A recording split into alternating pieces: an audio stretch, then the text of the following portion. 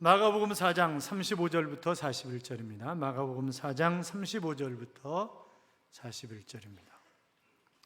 마가복음 4장 35절부터 41절까지 신약성경 60조 거간에 있습니다. 신약성경 60조 거간에 있습니다. 찾으셨으면 아멘. 4층도 찾으셨으면 아멘. 교도합니다. 제가 35절 있습니다. 그날 저물 때 제자들에게 이르시되 우리가 저편으로 건너가자 하시니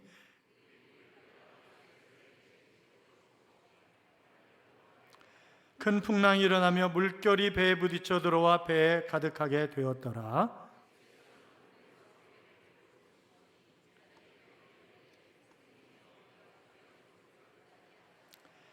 예수께서 깨어 바람을 꾸짖으시며 바다더러 이르시되 잠잠하라 고요하라 하시니 바람이 그치고 아주 잔잔하여지더라.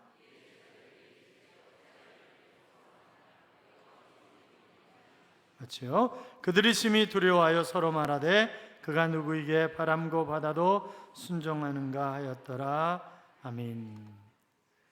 같이 인사하겠습니다. 주의 이름으로 잘 될 것입니다. 더 잘 될 것입니다. 끝없이 잘 될 것입니다. 아멘.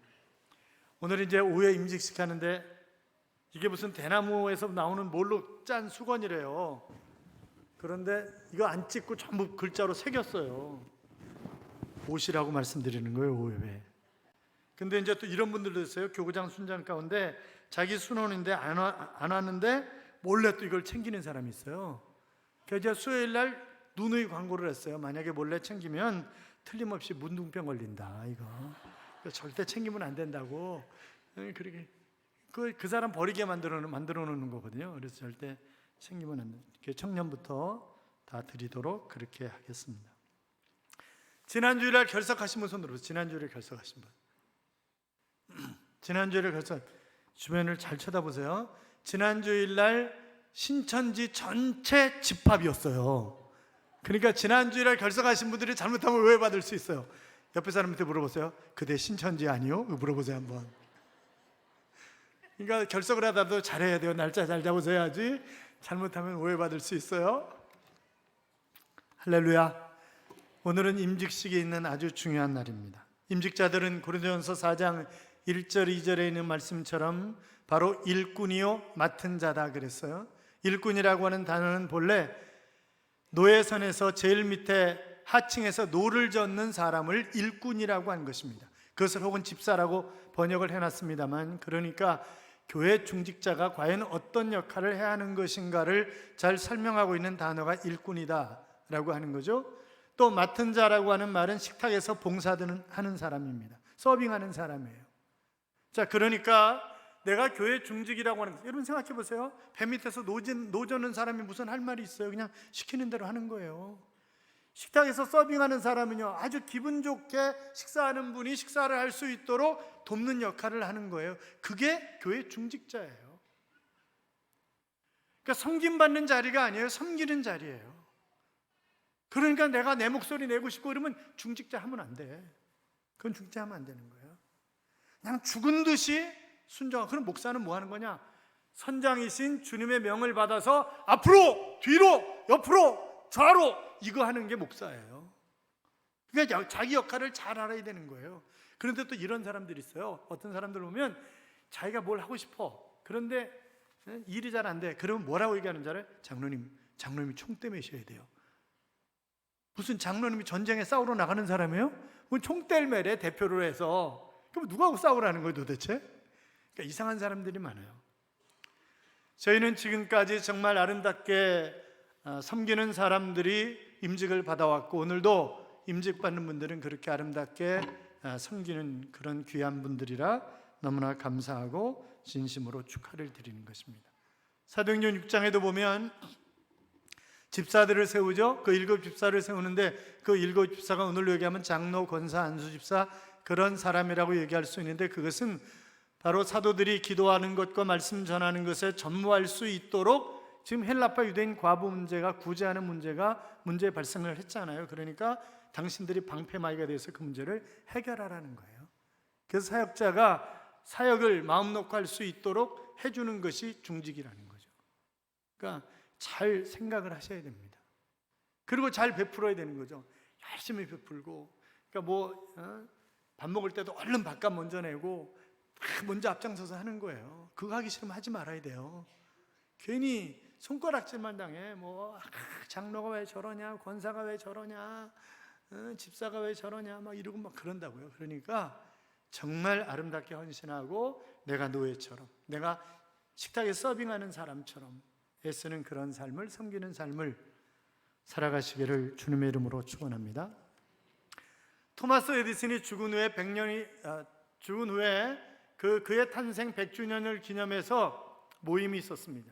그런데 토마스 에디슨이 자기 책상 사람은 누구도 못 열게 하는 거예요. 자기 부인도 못 열게 하고 못 열게 했던 거예요. 그래서 이번 기회에 우리 그것을 좀 열어보자고 그래가지고 열었어요. 열었더니 아무것도 없고 종이 한 장이 있더랍니다. 거기에 뭐라고 써 있냐면 어둡고 캄캄할 때 요나를 생각하자. 그거 딱 한 줄 써 있더라는 거예요. 어둡고 캄캄할 때 요나를 생각하자는 거죠. 여러분, 우리가 에디슨 그러면 발명왕 그렇게만 생각하지, 그가 하나를 발명하기 위해서 얼마나 많은 좌절과 실패와 낙심을 했을까, 그런 문제는 생각을 하지 않습니다. 전구 하나 만들기 위해서 2000 몇백 번을 실패를 했다 그러잖아요. 그러나 그는 실패하는 것이 아니라 안 되는 방법을 한 가지 발견했을 뿐이다. 그렇게 생각을 했고, 힘들고 어려울 때마다 누구 생각했다고요? 요나 생각했다고요. 여러분, 요나가 어떤 사람인지 알잖아요. 니느웨에 가서 하나님의 말씀을 전하라고 했을 때 그가, 아니 왜 이방인들이, 개만도 못한 이방인들이 왜 그들이 선택을 받아야 되는가, 그들이 왜 멸망하지 않아야 되는가 이해할 수 없다. 그리고 도망가잖아요. 마침 요바로 갔더니 배가 있었단 말이죠. 그래서 배를 타고 도망가는 거예요. 니느웨하고 정반대 방향으로. 풍랑이 일었고 틀림없이 우리 가운데 누군가가 죄를 지은 인간이 있기 때문에 그렇다 그래서 제비 뽑는데 하필이면 재수없게 요나가 걸렸겠어요? 제비를 사람이 뽑지만 이를 작정하신 분은 하나님이시다 라고 하는 말씀처럼 요나가 뽑히는 거죠. 그래서 물에 던짐을 당하잖아요. 큰 물고기가 기다렸다는 듯이 요나를 꿀꺽 삼켜버립니다. 그는 물고기 뱃속에서 정말 캄캄하고 어두울 때 그때 하나님을 만났고, 내가 해야 할 일이 무엇인가 깨닫게 됩니다. 여러분, 물고기 뱃속은 하나님의 사랑의 장소였고 하나님의 역사의 장소였습니다. 그래서 그가 다시 나와서 거듭낸 인생을 살아가는 것을 우리가 볼 수 있는데, 에디슨이 바로 힘들고 어려울 때 물고기 뱃속, 그것은 하나님의 사랑의 장소, 하나님의 역사가 일어나는 그런 장소였다고 하는 사실을 기억하면서 다시 힘을 얻어 발명을 하려고 몸부림치고 애썼다고 하는 그런 사실을 우리가 생각해 볼 수 있는 그런 부분입니다. 오늘 본문도 예수님이 이제 제자들을 데리고 이 갈릴리 바닷가 건너편으로 가는 거예요. 자, 누가 가자고 그랬어요? 예수님이 가자고 그랬어요. 그런데 풍랑이 있는 것입니다. 여러분, 이 갈릴리 호수는 산으로 둘러싸여 저 멀리 높은 산이 보이는데 그것이 헬몬산입니다. 2760m입니다. 만년설로 덮여 있는 거죠. 그리고 이 눈이 녹아가지고 이제 계곡을 따라서 물이 흘러내립니다. 그러면 그 물은 굉장히 차가운 물입니다. 그런데 갈릴리 호수는 아열달성 기후에 있는 그런 호수이기 때문에 물이 따뜻합니다. 찬물과 더운 물이 부딪히면서 어떻게 해요? 가끔 큰 풍랑이 일어나는 거예요. 그래서 수시로 이 갈릴리 호수에 풍랑이 일어났던 그런 기록들이 남아있는 것을 우리가 볼 수 있습니다만, 그러니까 입에 누가 타고 있어요? 예수님이 타고 있습니다. 주무시는 거예요. 주무시는 거예요. 풍랑이 일었어요. 물이 들어와요. 물이 점점 배에 차 올라오는 거예요. 그런데 계속 주무시는 거예요. 흔들어 깨우는 거죠. 선생님, 뭘 좀 해보세요. 일어나서 뭐 좀 해보세요. 이제 급하니까 어떻게 해요? 예수님을 깨우는 것입니다. 아니, 예수님에게 명령을 하고 있습니다, 지금. 그런데 여러분, 가만히 생각해 보세요. 지금 누가 가자고 그랬다고요? 예수님이 가자고 그랬다고요? 그러니까 예수님이 함께 하시지만 얼마든지 인생의 풍랑은 다가올 올 수 있다고 하는 것입니다. 여러분, 혹시 내 가정에, 내 사업에, 내 직장에 인생의 풍랑이 있습니까? 그러면 그 인생의 풍랑이 있을 때 어떻게 해야 우리가 아름답게 우리의 소망의 언덕에 도달할 수 있는 것입니까? 그것은 첫째로 인생은 누구에게나 풍랑이 온다라고 하는 사실을 내가 기억하면서 살아가는 것입니다. 여러분, 누구에게 나와요? 아니, 지금 예수님과 함께 가고 있는데도 풍랑이 오잖아요. 그러니까 누구에게나 풍랑이. 여러분 보세요. 우리가 살다 보면 이런 일 저런 일 예수 믿는다고 안 당하나요? 그렇잖아요. 쓰나미가 몰려올 때 예수 믿기 때문에 그 사람은 하나님이 싹 공중에 띄워가지고 그 사람만 살려주나요? 그렇지 않습니다. 교통사고 예수 믿는 사람은 안 나나요? 그렇지 않습니다. 예수 믿는 사람 사업에 망하지 않나요? 그렇지 않아요. 누구에게나 다 풍랑이 있어요. 그러나 그 풍랑을 내가 어떻게 대처하느냐에 따라서 그 풍랑 속에서 오히려 한 단계 더 올라가는 삶을 살아갈 수 있는가 하면 그 풍랑에 넘어져서 인생 종치는 그런 사람들도 우리 주변에 얼마든지 있다고 하는 사실을 우리가 알 수 있습니다. 왜 풍랑을 허락하신 것입니까? 그 풍랑을 통해서 예수님이 어떤 분이신가, 그 예수님을 만나고 그 내가 어떻게 삶을 살아야 되는가라고 하는 것을 깨닫게 하기 위해서 주님이 시시때때로 우리가 삶을 살아가면서 풍랑을 만나게 하시는 것을 볼 수 있어요. 그런데 이 풍랑이 원어가 메가톤급 풍랑입니다. 내 삶의 기반을 흔드는 그런 풍랑이라고요.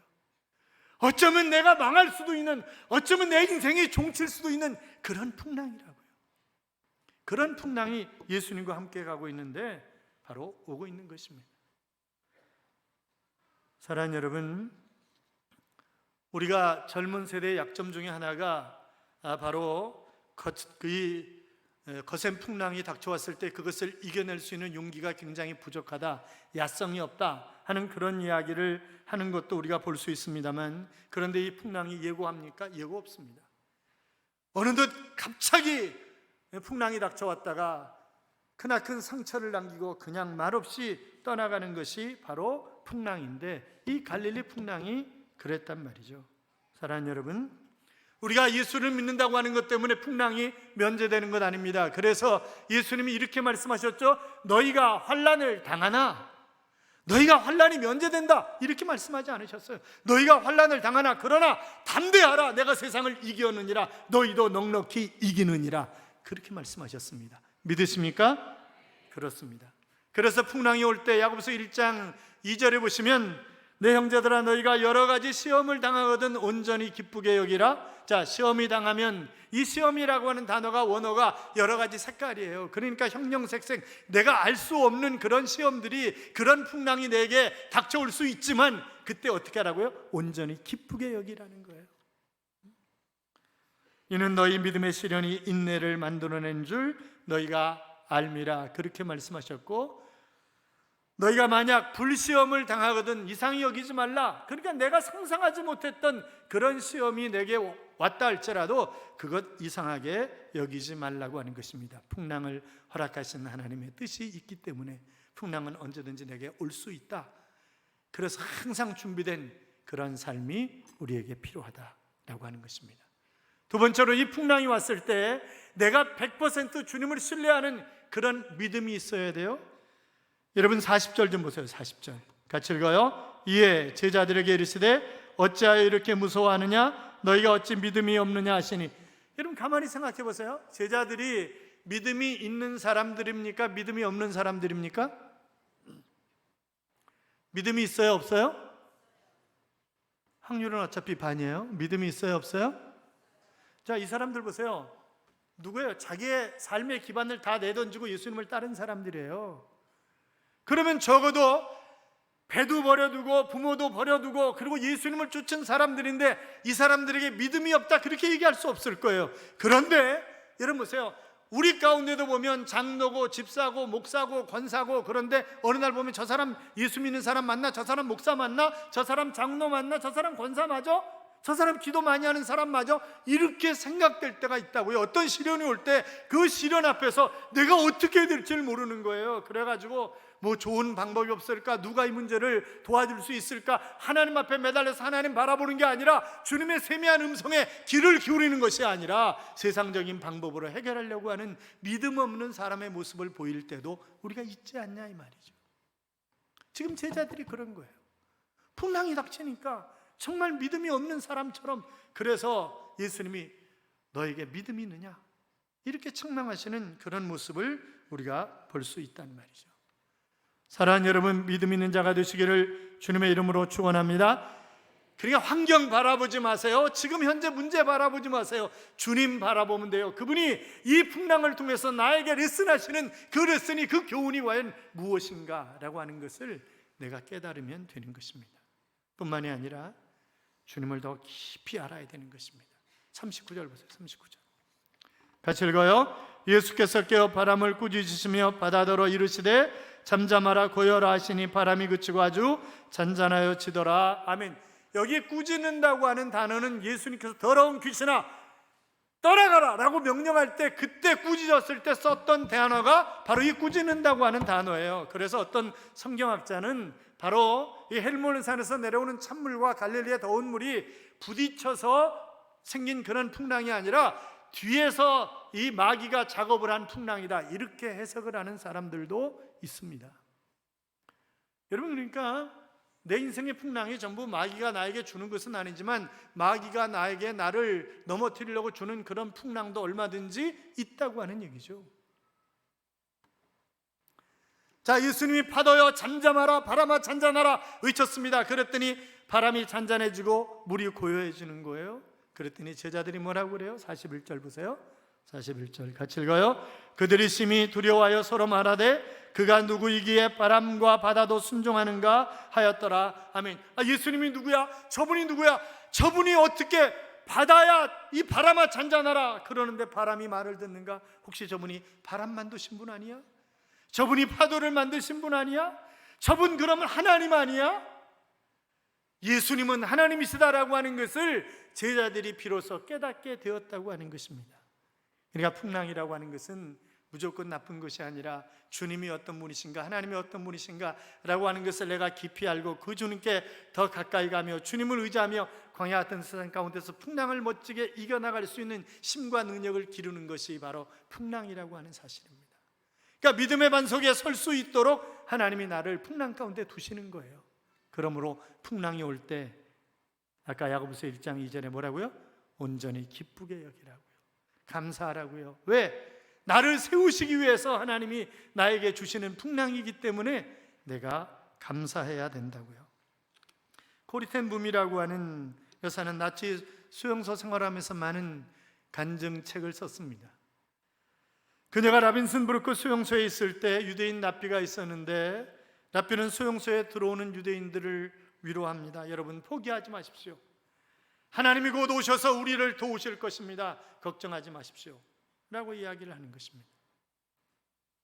많은 사람들이 이 랍비를 존경했고 랍비는 노래를 지어 불렀습니다. 밤은 지나가리 밤은 지나가리 새벽은 밝아오리 메시아는 오시리 곧 오시리라고 하는 그런 노래를 지어서 불렀고 이 수용소에 수용된 그런 유대인들은 랍비를 존경하며 함께 그 노래를 밤마다 불렀습니다.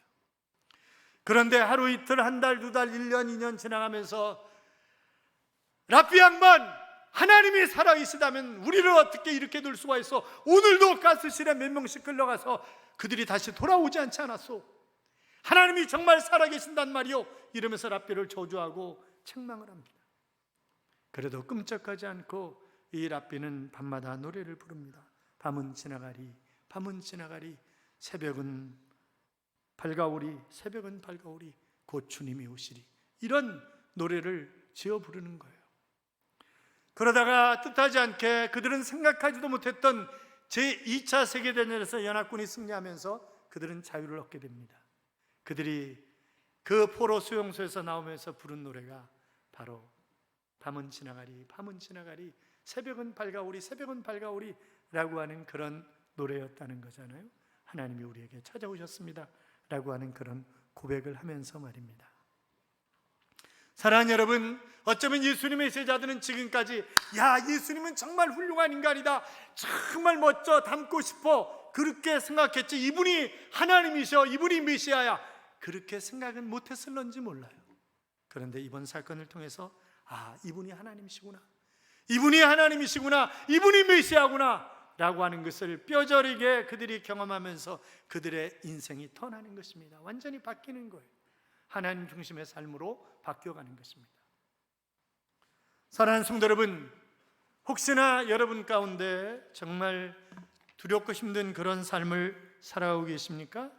그렇다고 한다면 풍랑은 언제든지 누구에게나 올 수 있다고 하는 사실을 기억하십시오. 그리고 100% 주님을 신뢰하시고, 그리고 그 주님을 더 깊이 알아감으로 풍랑 가운데서 나를 인도하시는 그 주님을 만나고 그 주님과 더불어 행복한, 내가 꿈꾸고 있는 소망의 언덕에 이르러 하나님을 찬양하는 그런 삶을 살아가는 귀한 믿음의 일꾼들이 되시기를 주님의 이름으로 축복합니다.